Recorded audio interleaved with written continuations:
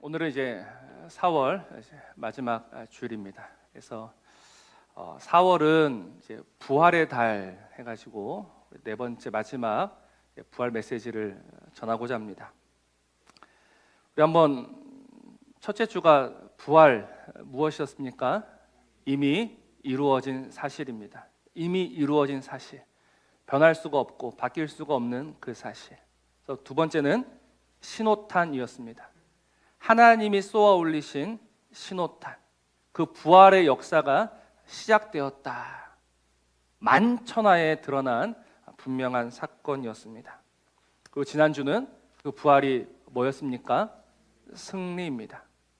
그의 승리가 곧 나의 승리가 됩니다. 그만 승리하신 것이 아니라 부활을 통해서 나도 이미 승리했습니다. 우리는 오늘 이 승리로 살아가는 겁니다.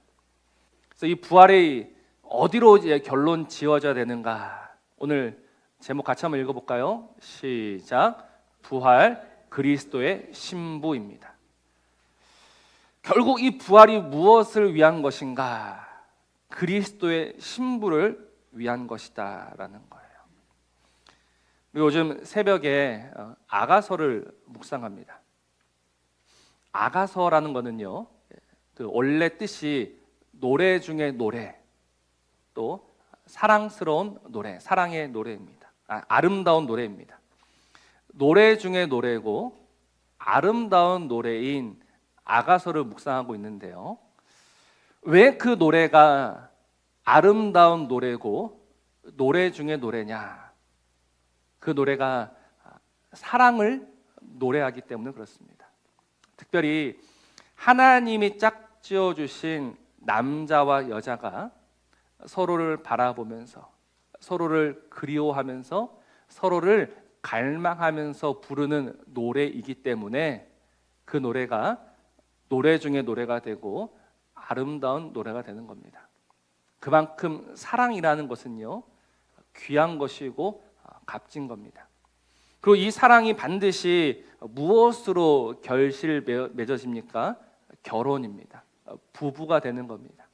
그래서 부부는 서로를 더 애틋하게, 더 사랑스럽게 바라보아야 합니다. 그래서 우리 교회 아직 채 1년이 되지 않은 신혼부부가 있습니다. 근데 어떤 분이 그 신랑을 보면서 결혼하고 이제 한 반년쯤 지난 것 같은데 이런 이야기를 합니다.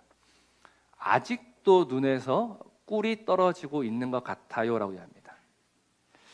여기서 제가 충격받았던 게 뭐였냐면 아직도입니다. 아직도. 뭐 꿀이 떨어진 거는 떨어지는 거지만 아직도. 결혼하고 이제 6개월 정도 지나면 이제 눈에서 깍지가 벗겨질 때가 되었고 꿀이 떨어지던 눈에서 이제 눈물이 떨어질 때가 됐어요. 근데 아직도 꿀이 떨어진다라고 이야기하는 거예요. 우리 한번 부부가 계시면 서로 보십시오. 서로의 눈을 바라보시면서 아직도 꿀이 떨어지고 있습니까? 제가 보니까 눈도 마주치지 않아요. 근데 우리의 경험으로는 정말 이 눈에서 꿀이 떨어져야 되지만 이 꿀은 사라지는 것 같아요. 금세 없어지는 것 같아요. 그래서 분명 언젠가는 그 눈에서 눈물이 떨어질 거다라고 우리는 벌써 짐작합니다. 그런데 이건 잘못된 거예요. 왜냐하면 여러분, 결혼해서 영원히 눈에서 꿀이 떨어질 수 있습니까? 없습니까? 있어요? 없어요? 있습니다. 아멘? 왜 아멘입니까? 우리 주님이 여전히 우리를 그 눈으로 보고 계시기 때문입니다. 주님이 우리를 눈여겨보시면서 그 눈에서 사랑을 거두신 적이 없어요. 주님은 언제나 가장 귀한 것, 가장 사랑스러운 것을 대하시듯이 우리를 보고 계신단 말입니다. 우리는 여전히 주님의 사랑이고 여전히 주님의 기쁨입니다. 그래서 우리가 주님의 여전한 사랑, 여전한 기쁨인 그 분명한 증거가 무엇이냐? 바로 여러분, 이 모든 역사가 그 예수 그리스도의 신부인 우리를 위해서 하나씩 하나씩 진행되고 있다라는 것을 여러분 아셔야 합니다. 이 모든 역사가 그냥 방향도 없이 목적도 없이 그냥 되는 대로 흘러가고 있지 아니하고요. 우리를 위해서 분명한 이유와 분명한 목적을 가지고 모든 시간, 모든 사건이 진행되고 있는 거예요. 여러분, 결혼식을 한번 생각해 보십시오. 결혼식에서 요즘은 신랑하고 신부가 같이 등장하기도 하지만 근데 항상 마지막에는 누가 등장합니까? 신랑이 등장합니까? 신부가 등장합니까? 혹시 신부가 먼저 입장하고 신랑이 뒤에 들어오는 결혼식 보신 적 있으십니까? 저는 아직까지 본 적이 없어요. 항상 마지막에는 누가 들어옵니까? 신부가 들어옵니다. 왜 신부가 마지막에 들어와요? 신부가 주인공이기 때문에. 그 모든 예식이 그 신부를 위해서 준비되고 있었던 것처럼 여러분, 이 모든 역사가 그 그리스도의 신부인 우리를 위해서 준비되고 있고 이 모든 날 마지막에 그 그리스도의 신부가 입장하게 되는 겁니다. 오늘 본문이 바로 이 사실을 잘 보여줍니다. 이 모든 날 마지막에 새 하늘과 새 땅이 임하게 되고 그 새 하늘과 새 땅 가운데 하늘로부터 거룩한 성 새 예루살렘이 내려와요. 오늘 읽진 않았지만 9절과 10절 말씀을 보면 그 거룩한 성 새 예루살렘을 가리켜서 신부다, 어린 양의 아내다라고 합니다. 이 신부, 이 어린 양의 아내, 거룩한 성 새 예루살렘이 누구입니까? 우리입니다. 우리가 마지막에 등장하게 되는 거예요. 하나님이 우리를 위해서 새 하늘과 새 땅을 준비하시고 그 아름다운 자리에 오늘 우리를 부르신단 말입니다. 그러니 우리는 오늘 이 하나님의 역사를 보면서 이 역사는 우리를 위한 역사구나. 하나님이 우리를 사랑하셔서 우리를 위해 준비하시고 이루어 가시는 역사다라는 것을 분명히 깨달으셔야 합니다. 이것을 놓치면 인생이 여전히 아픔이고 여전히 고통이고 여전히 눈물일 수밖에 없는 거예요. 그러나 오늘 이 진리가 깨달아지고 믿어지면 여러분, 그 고통도 그 아픔도 능히 견뎌나갈 수가 있습니다. 왜냐하면 그 모든 날 마지막에는 하나님이 우리의 눈에서 눈물을 닦아주시고 다시는 사망이나 다시는 애통이나 다시는 곡하는 것이 없는 그 영원한 안식으로 우리를 불러주시기 때문에. 그래서 오늘 우리에게 이 믿음이 있어야 되는 거예요. 사실 성경도요, 이 역사의 이야기입니다. 우리가 잘 알고 있듯이 창세기에는 어떻게 시작합니까? 태초에 하나님이 천지를 창조하시니라. 하나님이 하늘과 땅을 만드시는 것으로 시작합니다. 하나님께서 모든 것을 만드셨습니다. 모든 것을 지으셨습니다. 그리고 안식하셨어요. 그 안에서 기뻐하셨어요. 그 안에서 쉬셨습니다. 그리고 그 안식이 우리를 부르셨단 말입니다. 그러나 그 안식이 깨집니다. 왜 깨지죠? 우리의 죄로 말미암아서.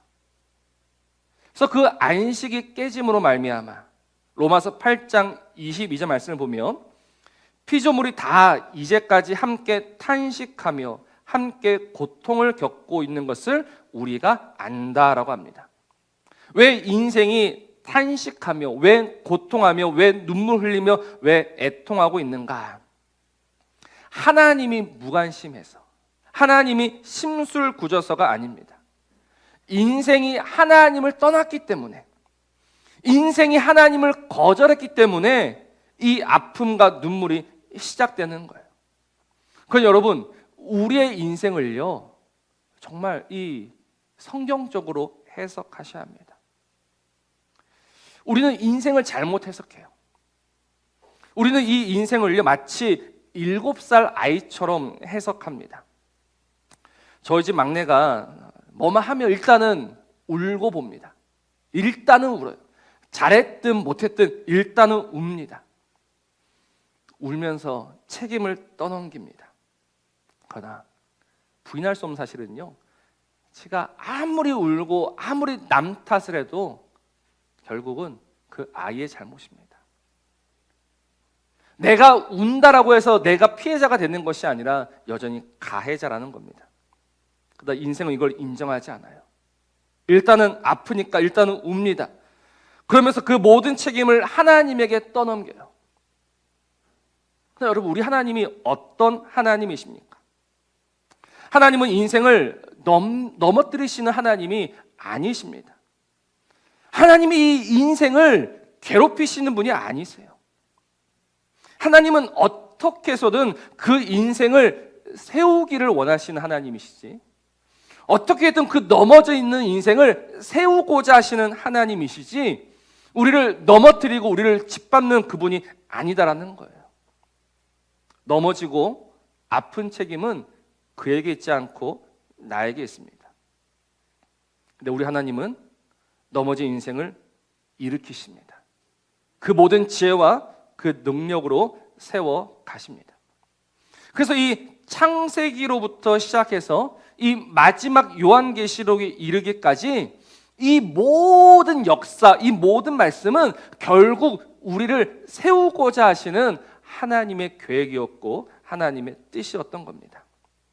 처음에 그 천지를 지으시면서 좋았더라, 심히 좋았더라, 그 자리로 다시금 우리를 돌이키시고자 그 아들 예수 그리스도를 보내시기로 작정하셨고, 그 아들 예수 그리스도를 보내 십자가에서 죽게 하셨고, 오직 우리를 위해 그 아들 예수 그리스도를 다시 살리시어서 그 좋았던 때로 우리를 돌이키고자 하시는 거예요. 그래서 주님이 왜 부활하십니까? 결국 우리를 그 그리스도의 신부임을 알게 하시려고 부활하셔서 오늘 우리에게 말씀하시는 거예요. 너는 그리스도의 신부다. 이게 하나님의 뜻이었고 하나님의 약속이었고 하나님의 계획이었습니다. 그리고 오늘 6절은 이렇게 말씀합니다. 다 이루었다. 바로 이 하나님의 뜻이 이루어지는 겁니다. 다시금 이 인생을 살리시며 세우고자 하시는 하나님의 그 꿈, 하나님의 뜻, 하나님의 계획이 이루어지는 거예요. 목마른 자들에게 이 생명수를 내어주시면서. 그래서 우리 하나님 말씀하십니다. 나는 알파와 오메가다. 나는 처음이요 마지막이다라고 하십니다. 그러니까 하나님 안에는 이미 시작이 있었고 그 시작 안에 마침까지 함께 들어 있었던 거죠. 그리고 이 모든 날 마지막에 무엇이 등장합니까? 이제 새 하늘과 새 땅이 두둥하며 등장하게 되는 겁니다. 그래서 이 새 하늘과 새 땅은요, 바로 그 창세기 1장에 하나님이 천지를 창조하시던 그 모습이 온전히 회복되고 있다라고 오늘 우리에게 보여주는 거죠.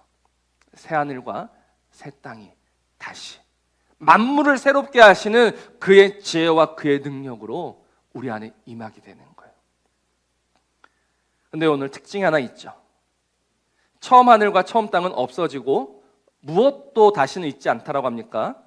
바다도 다시 있지 않다라고 합니다. 새 하늘과 새 땅이 임하는데 왜 바다는 빠지는가? 분명 하나님이 바다까지 짓지 않으셨습니까? 하나님이 바다도 창조하셨는데 이 바다를 다시는 있지 않게 하시는 이유가 무엇인가? 이 바다는요, 상징입니다. 특별히 요한계시록 13장 1절 말씀을 보면요, 바다에서 한 짐승이 나온다라고 합니다. 또 요한계시록 20장 13절 말씀을 보면 마지막 심판 때 이야기인데요, 바다가 그 가운데에서 죽은 자들을 다 내주고라고 합니다. 그러니까 이 바다라는 것이 무엇이냐면 우리를 삼키고 우리를 죽이던 그 모든 것들을 상징합니다. 짐승의 기원이었고 심판의 대상입니다.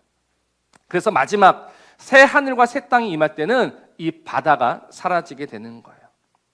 그러니 하나님이 주시는 새 하늘과 새 땅에는요, 거짓된 존재, 속이는 존재, 망하게 하는 존재, 결국 우리를 죽이는 것들은 없습니다.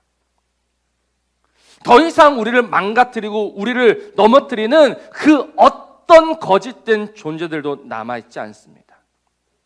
그 완전하고 그 온전한 자리에 하나님으로부터, 하늘로부터 무엇이 임합니까?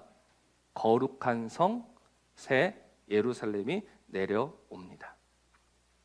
아까 제가 말씀을 드렸던 것처럼 어린 양의 아내고 바로 우리 교회를 말합니다. 하나님이 모든 것을 회복해 하신 그 자리에 이제 마지막으로 신부인 우리가 입장하게 되는 것이죠. 여러분, 이게 얼마나 행복한 순간입니까? 얼마나 기쁜 순간입니까?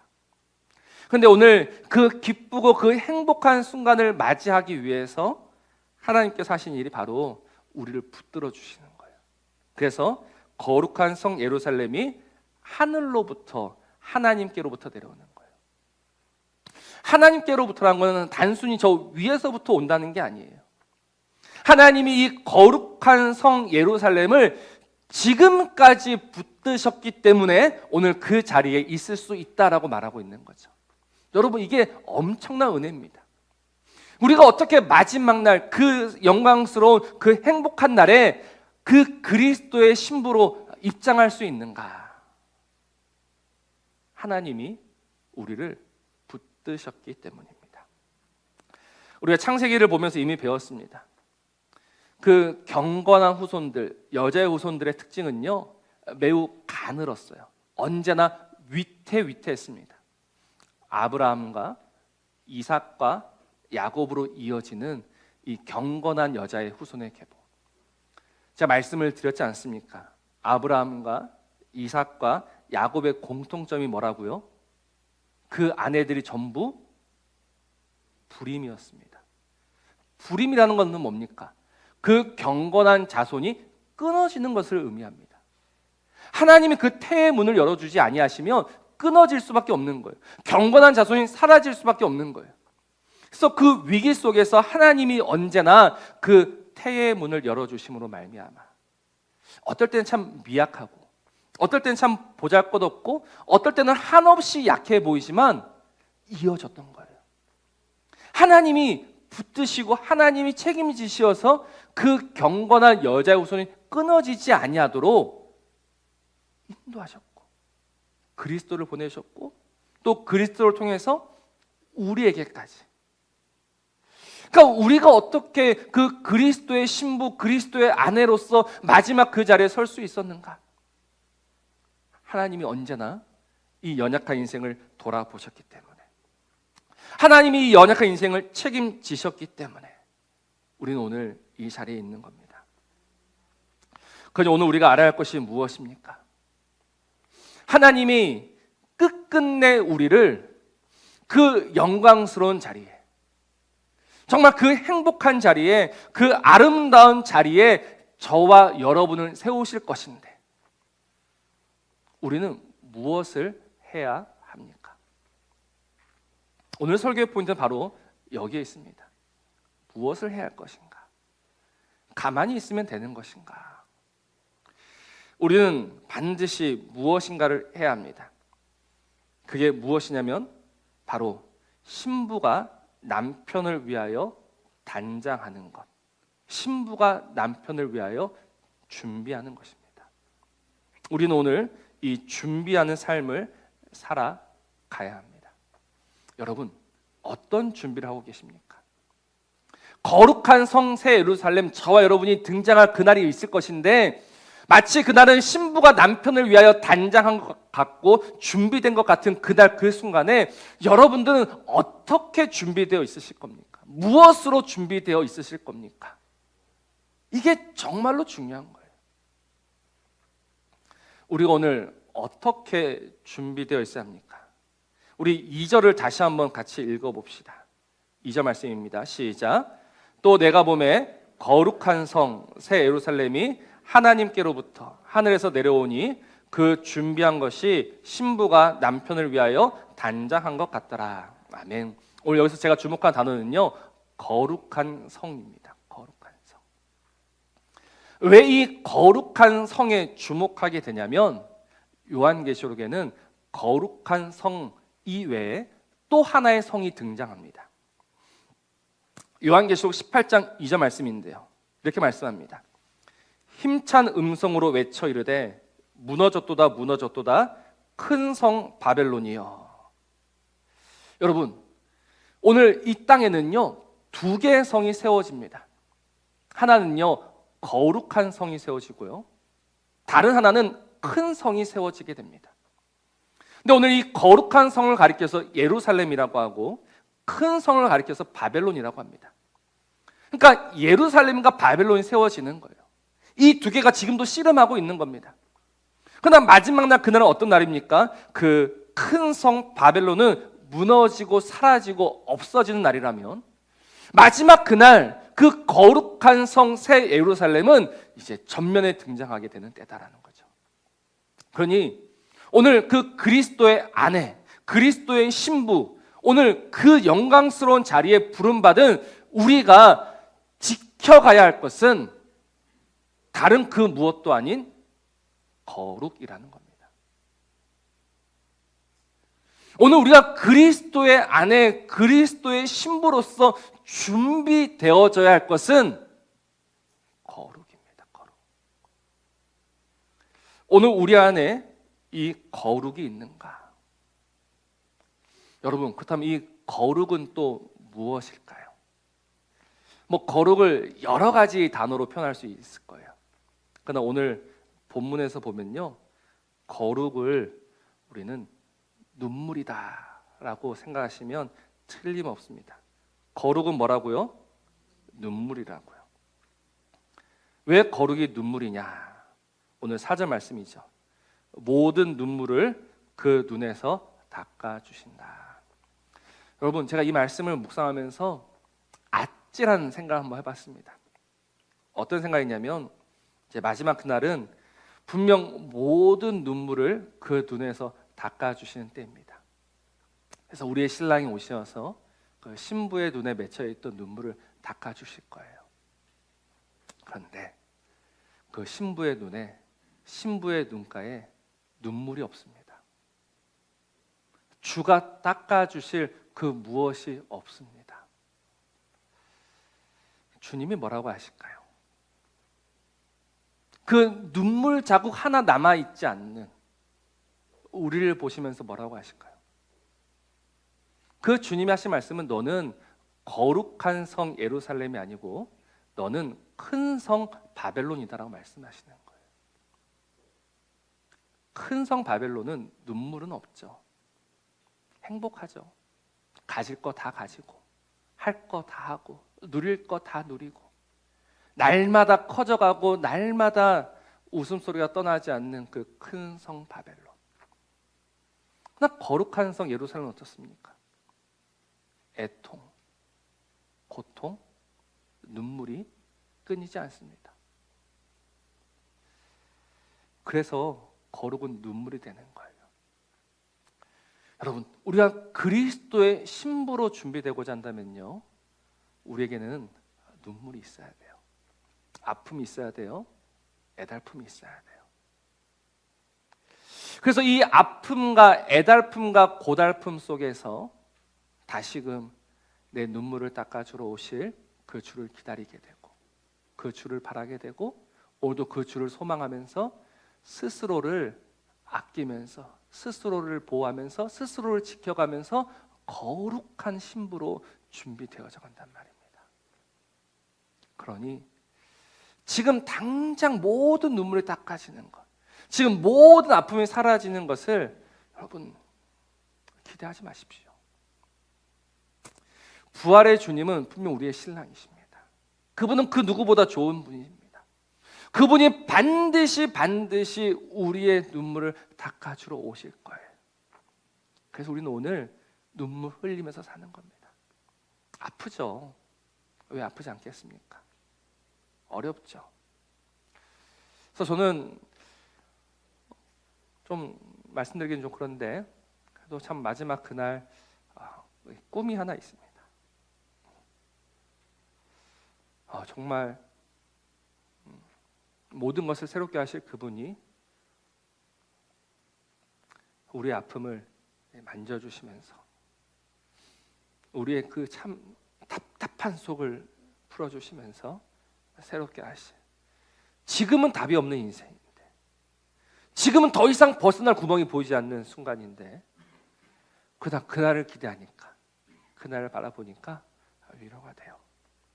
하나님, 그날이 있습니다. 아멘. 그날을 믿습니다.